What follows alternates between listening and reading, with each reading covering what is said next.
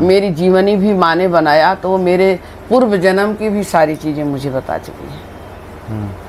मैं अगले जन्म में क्या थी, मुझे कैसे मेरा जीवन था, कहाँ हमारी शादी हुई थी, मैं क्या रूप में थी, वो चीज़ हम नहीं, दृष्टांत हम नहीं बता सकते लाइव में, पर हमारी जीवनी भगवान ने बताया। मुझे आगे भी कहाँ जाना है।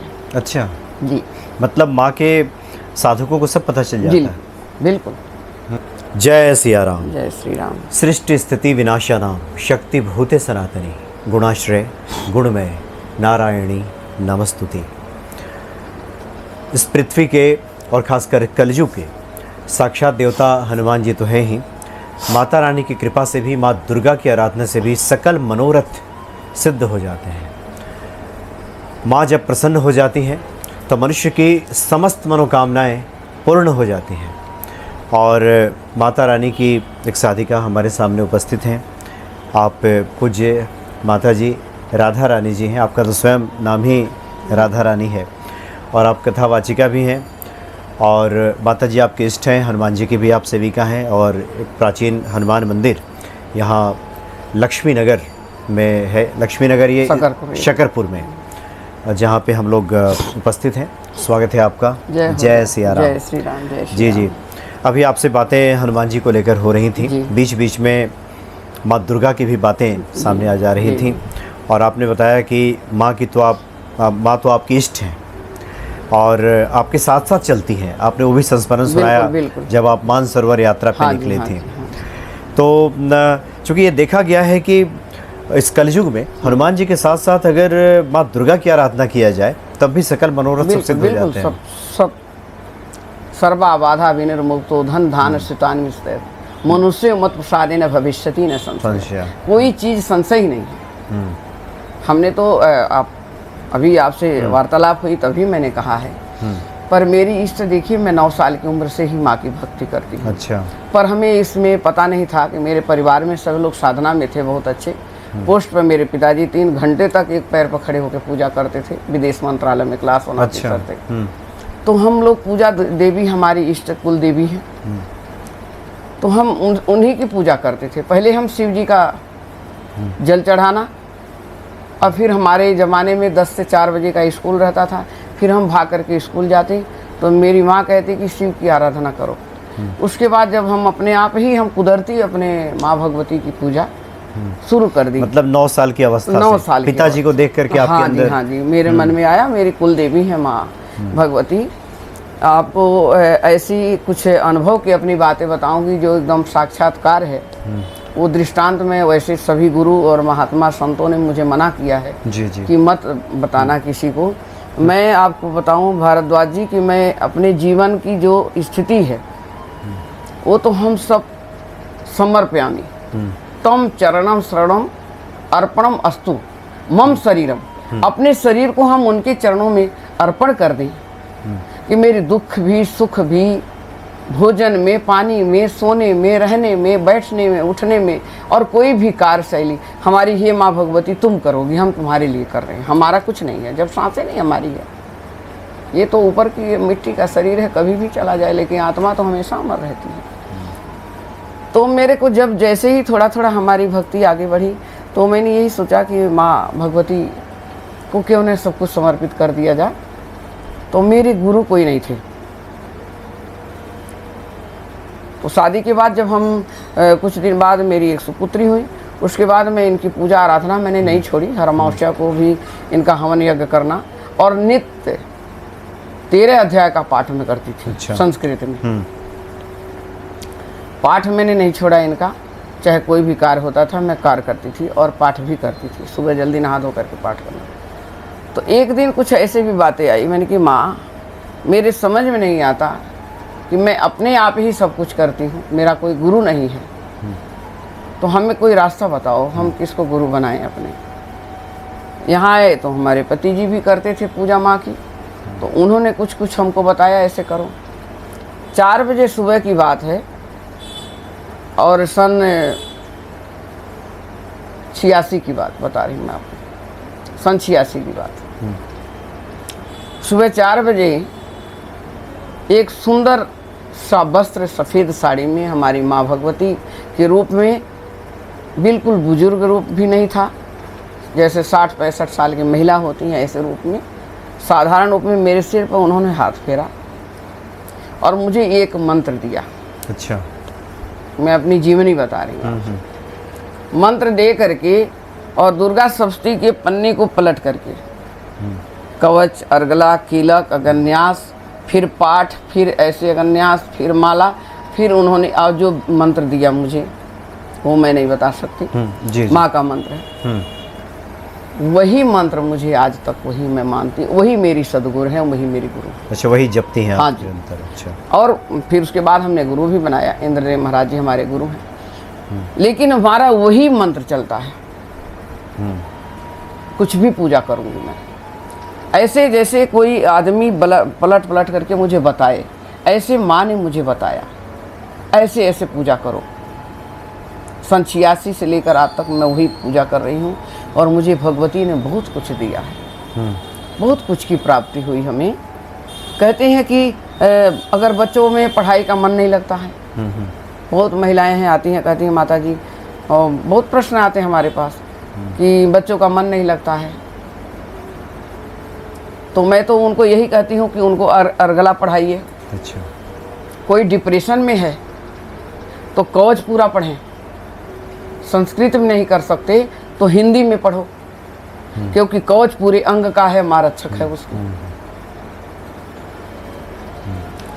तो कहते हैं ना विद्या और भगवान को प्राप्ति करने के लिए, माता भगवती को प्राप्ति करने के लिए, मैंने अभी बताया कि ज्योत अखंड जो नहीं जला सकते, ज्योत जला करके पूजा करो, तो ज्योत को देख करके ध्यान करें। अच्छा। सबसे बड़ी बात, पुस्तक पढ़ने के बाद जब आप माला करते हैं, माला करने के लिए ज़्यादा समय नहीं है तो कवच, अर्गला, कीलक ही कर लें। कीलक में ही सारे पुस्तक का सब कुछ समावेश आ जाता है, उसमें माँ की कृपा हो जाती है। वो भी नहीं कर पाते, सिद्धकुंज का स्तोत्र करें जो माता पार्वती को शिव जी ने एक गुप्त रूप में बताया है। कुछ भी नहीं है तो उनका बीज मंत्र ही करें। ओम ऐं ह्रीं क्लीं चामुंडाय विच्चे, जो बीज मंत्र है वो करें। तो एक तो भगवती माता हैं, जल्दी प्रसन्न होती हैं।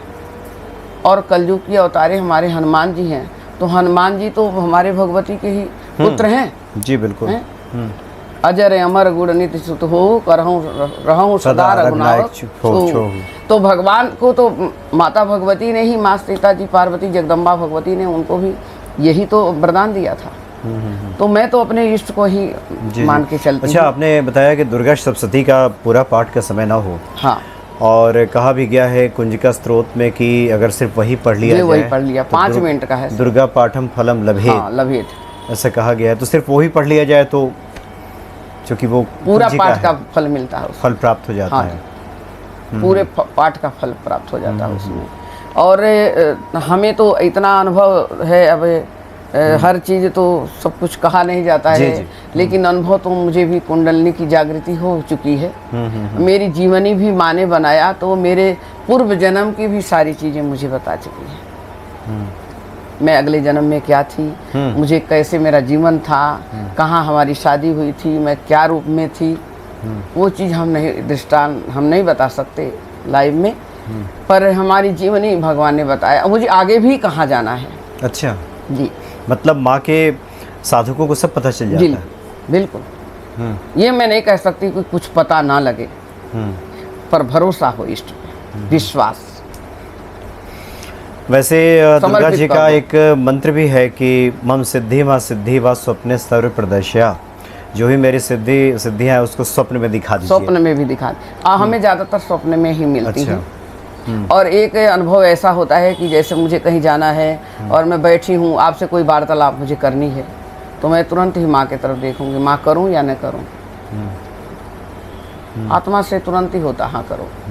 या यहाँ लाभ है या कुछ है, या हमारे हम जा रहे हैं जहाँ, मुझे आपसे बात एक घर की बात समझो या तो माँ की भक्ति की बात। जी। मैं कहीं भी जाती हूँ तो मैं इतना तक पूछती हूँ कि हम जा रहे हैं वहाँ पर, तो आपका सम्मान होगा कि नहीं। मेरा क्या है, मेरा तो कुछ भी नहीं है। माँ आपका सम्मान है तो हमारा सब कुछ है।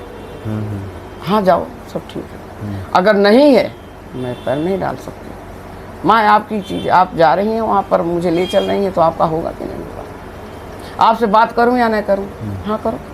अच्छा, ये सब संकेत मिलने बिल्कुल लगता है। संकेत मिलता है मुझे तो। अच्छा। साक्षात्कार है ये। एक छोटी सी बात होती है, मैं तो रात को समझिए कि 2 बजे 2:30 बजे तक आध्यात्मिक चीज़ में सबका देखती हूँ। फिर मैं माँ के लिए कभी बहुत रोती हूँ, इतना रोती हूँ कि ऐसे कोई अपनी लड़की की विदाई कर रहा है। कहाँ हो तुम? करती हो हर चीज़, लेकिन हमें दिखती नहीं हो, क्योंकि मेरी दृष्टि नहीं है मैं आपको देख सकूँ, और साथ में हैं आप। तो जब मैं बैठती हूँ पाठ में तो तुरंत आभास होता मैं तेरे साथ हूँ, तू रोती है तो मुझे बड़ा दुख होता है। फिर मेरे आंखों में आंसू आ जाए, मैं पाठ करते करते रोने लगूंगी। माँ मैं आपको देख नहीं पाती हूँ, और आपकी भी इतनी बड़ी कृपा, बड़े से बड़े कार्य करवा देती हूँ, मुझे पता तक नहीं लगता, जो हम नहीं चाहते। ऐसी कृपा हो जाती है। तो लोग पूछते हैं कि माता जी कोई तकलीफ है, आप क्यों रो रही हैं? मैंने कुछ नहीं, बस भक्ति है अपनी। मुझे अपने बच्चों की याद नहीं आती, मुझे किसी परिवार की याद नहीं आती है, कोई भी चीज़ मैं याद नहीं करना नहीं चाहती। मुझे बस सिर्फ मेरी माँ, हर पल उन्हीं का चिंतन चलता है, चिंतन हमेशा रहता मेरे। और देने वाली भी वही है, शक्ति भी उन्होंने दिया है मुझे। अकेले एक औरत बहुत बड़े बड़े कार्य करवाई हैं उन्होंने, और ये प्रभु की भक्ति तो है, माँ की कृपा ही तो है। एक छोटी सी बात है, अभी मैं 3 महीना पहले मैं गई थी खाटू श्याम बाबा जी। अच्छा। बड़े अच्छे दर्शन हुए खाटू श्याम बाबा जी का। 20 साल पहले गए थे हम, अब गए हैं हम। तो 2 घंटा में यहाँ गुड़गांव में हमारी गाड़ी आगे चल ही नहीं रही, बिल्कुल जाम लग गया। अच्छा। 7 आदमी थे मेरे साथ। मैं कहने लगी कि भगवान जी इतने अच्छे तो दर्शन दिए, और मन ले रहा कि उड़ के चले जाएं अपने माँ के पास। मैं तो नहीं आऊँगी, मेरी इच्छा नहीं। तो सब लोग कहने माता जी आप मैंने कि इतनी परेशानी, इतनी जाम में कौन आएगा जाएगा, इतनी जल्दी दर्शन हुआ, और भगवान जी इतना क्यों हमारी परीक्षा ले रहे हैं? दूसरे दिन भगवान मुझे दर्शन दे दिए यहाँ। अच्छा, स्वप्न में? जी। अच्छा। यहाँ दरवाजे पर घोड़े पर सवार होकर, बिल्कुल सफ़ेद, जैसे इंद्र भगवान का भी घोड़ा झूठा पड़ गया, इतना सुंदर। एक बुढ़िया माता जी आकर के खड़ी होती हैं दरवाजे पे, और एक ब्राह्मण है, उनसे कहती हैं ये अकेली है, ये जाती है, अकेली है, तुम इसके साथ जाओ। ऐसे दर्शन 3 दिन मिले मुझे। भक्तों से मैंने वार्तालाप किया, ऐसे क्या बोले, ये तो खाटू श्याम बाबा हैं। हम बोले फिर, बोले अब वो बाहर आना चाह रहे हैं यहाँ पे। तो मैंने कहा बाबा मैंने ये थोड़ी कही थी मैं कभी आऊँगी ही नहीं, आप मेरे साथ ही आ गए, और 1 महीने के अंदर आकर के यहाँ स्थापना हो गई, सब तैयार हो गए। हजारों की संख्या में भीड़ थी, बहुत अच्छे तरीके से हुआ प्रोग्राम में आकर। हाँ, मैंने देखा चल रहा 21 जून को जी स्थापना हुई, बहुत बढ़िया से। पता ही नहीं लगा कब आए, कब गए, कब बैठ गए वो। जी जी जी, फटाफट सारे काम हो गए। अच्छा, आप तो माँ की साधिका हैं। एक जिज्ञासा भक्तों की रहती है, क्योंकि ये जो पूरा संसार है गुण और दोष से मिलकर के बना है। अच्छे लोग भी हैं, बुरे लोग भी हैं। जो ईश्वर के साधक होते हैं, जिन पे ईश्वर कृपा होती है, आमतौर पे देखा जाता है कि उनके जीवन में बुरे लोगों का आगमन न के बराबर होता है।